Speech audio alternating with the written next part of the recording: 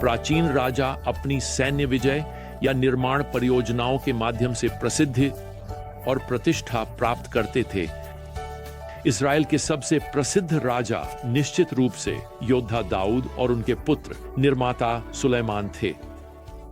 सुलेमान के शासनकाल को एक राजा और दो इतिहास में बहुत अधिक स्थान दिया गया है। वास्तव में एक राजा में लगभग आधा स्थान मंदिर के निर्माण और समर्पण को दिया गया है, और दो इतिहास में सुलेमान के विवरण का आधे से अधिक हिस्सा मंदिर से संबंधित है।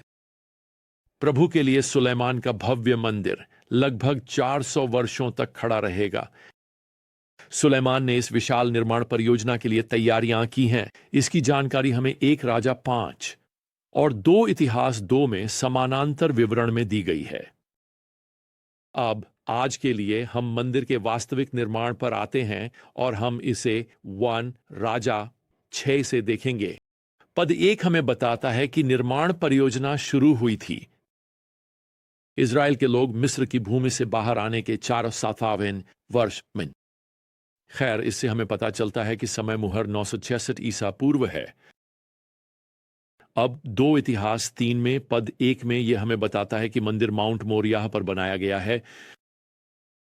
यह वह स्थान है जहां प्रभु दाऊद के सामने प्रकट हुए थे, खलिहान के स्थान पर। एक इतिहास 21 के अनुसार यह वही स्थान भी है जहां अब्राहम ने अपने पुत्र इसहाक को अर्पित किया था, उत्पत्ति 22 में। एक राजा 6 में हमें कई विवरण दिए गए हैं जिन्हें मैं उजागर करना चाहता हूं ताकि हम इस अद्भुत सुंदर मंदिर की एक तस्वीर अपने मन में बना सकें। पद 2 हमें बताता है कि मंदिर 60 हाथ लंबा, 20 हाथ चौड़ा और 30 हाथ ऊंचा था। अब इसका मतलब यह है कि मंदिर 90 फीट लंबा, 30 फीट चौड़ा और 43 फीट ऊंचा होगा। यह इमारत को 2 भागों में विभाजित किया गया है, पवित्र स्थान और सबसे पवित्र स्थान, जिसे हम पवित्र पवित्र स्थान कहते हैं। उस पवित्र पवित्र स्थान के अंदर वाचा का संदूक है जो भगवान की अनजिर उपस्थिति का प्रतिनिधित्व करता है। अब 2 इतिहास 3 के समानांतर विवरण में पद 10 से 12 ये हमें बताता है कि 2 विशालकाय स्वर्गदूतों को तराशा गया है। करूब उन्हें लकड़ी से बनाया गया है, वे सोने से ढके हुए हैं। उनके फैले हुए पंख मिलकर 30 फीट तक फैले हैं और वे पवित्र पवित्र स्थान के अंदर भगवान की उपस्थिति की महिमा की रक्षा करते हुए जैसे कि पहरेदारी करते हैं।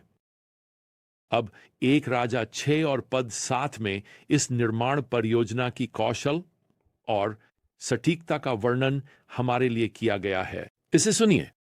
जब घर बनाया गया तो यह खदान में तैयार पत्थर से था, ताकि न तो हथौड़ा, न कुल्हाड़ी और न ही लोहे का कोई औजार घर में सुना गया जब यह बनाया जा रहा था। दूसरे शब्दों में सभी पत्थर, सभी लकड़ी, यह सब स्थल से दूर काटा गया। और जब यह सब आता है तो यह एक पहेली के टुकड़ों की तरह पूरी तरह से एक साथ फिट हो जाता है। अब यह कोई छोटी उपलब्धि नहीं है। बस इस तथ्य पर विचार करें कि नींव के पत्थर ट्रेन के डिब्बों के आकार के हैं। अब इस वर्णन के बीच में हम प्रभु से एक चुनौतीपूर्ण और उत्साहजनक शब्द पढ़ते हैं। वह इसे राजा सुलेमान को देते हैं यहां पद 12 में।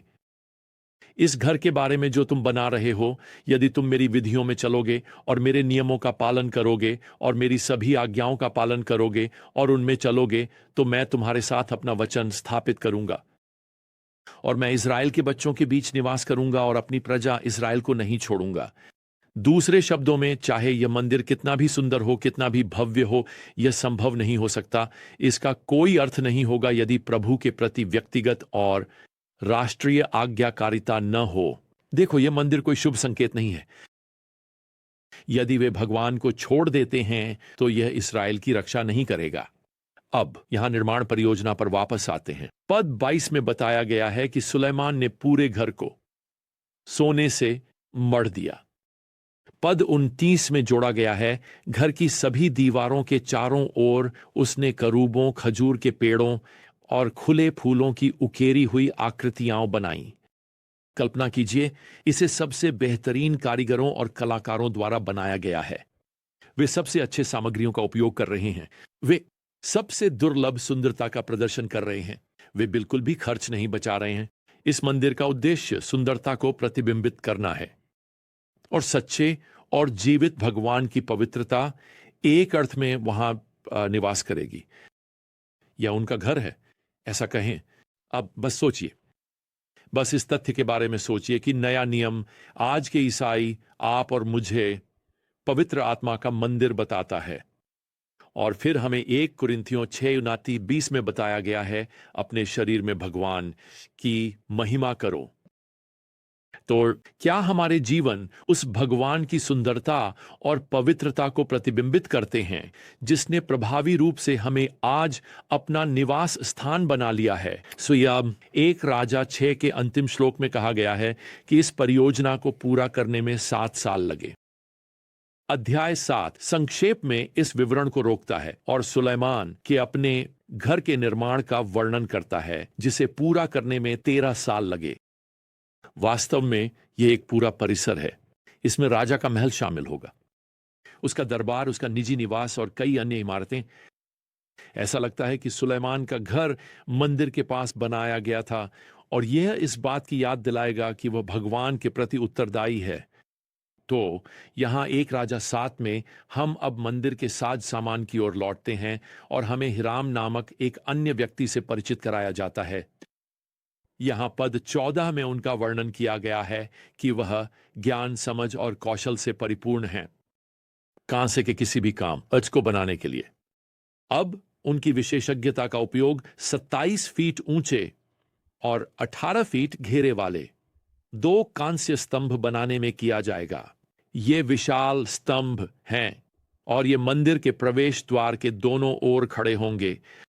मंदिर के आंगन में खड़ा बड़ा कांस्य बलिदान वेदी द्वार, इसका उल्लेख 2 इतिहास 4 और पद 1 में किया गया है। अधिक संभावना है कि यह हिराम का काम था। हिराम, खैर, वह एक व्यस्त व्यक्ति है। हमें बताया गया है कि वह 1 राजा 7 में उल्लिखित अधिकांश वस्तुओं का निर्माण करता है। आपके पास यह है, इसे समुद्र कहा जाता है, जो एक बड़ा बेसिन है। यह और 15 फीट चौड़ा है। यह 12 कांस्य बैलों की पीठ पर टिका हुआ था। यहां पद 23 से 26 में आपके पास कांस्य के ये 10 स्टैंड हैं, जिन पर पहिए लगे हुए हैं।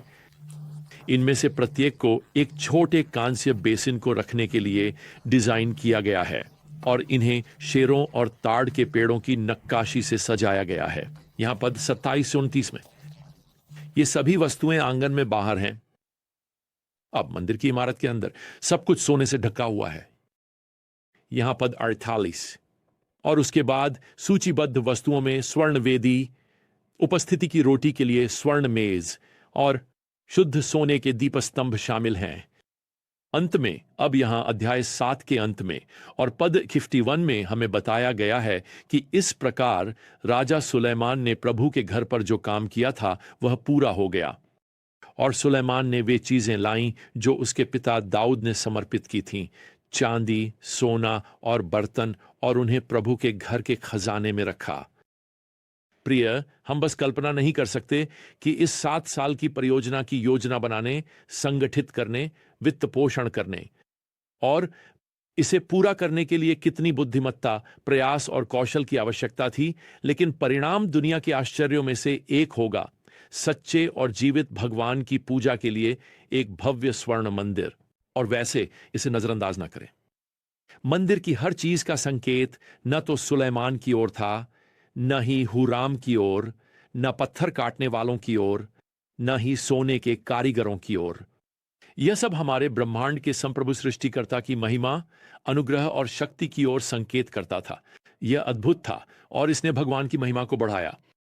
अब हमें याद रखना चाहिए कि आज उस भव्य मंदिर का कुछ भी शेष नहीं है, लेकिन फिर भी ईसाई मित्र, आज आप भगवान की आत्मा का मंदिर हैं। तो आइए इसे आज हमारी प्राथमिकता बनाएं, हमारे जीवन, हमारे जीवन शैली, हमारे विश्वास के माध्यम से। हमारा स्वभाव, हमारी कार्य नैतिकता यो हमारा दृष्टिकोण कि हम प्रसिद्धि और प्रतिष्ठा को बढ़ाएं, न कि हमारी, बल्कि उस भव्य भगवान की जिसे हम प्यार करते हैं और सेवा करते हैं। खैर, अगली बार तक प्रियजनों, प्रभु यीशु मसीह की कृपा और भगवान का प्रेम और पवित्र आत्मा की संगति आप सभी के साथ हो। आमीन।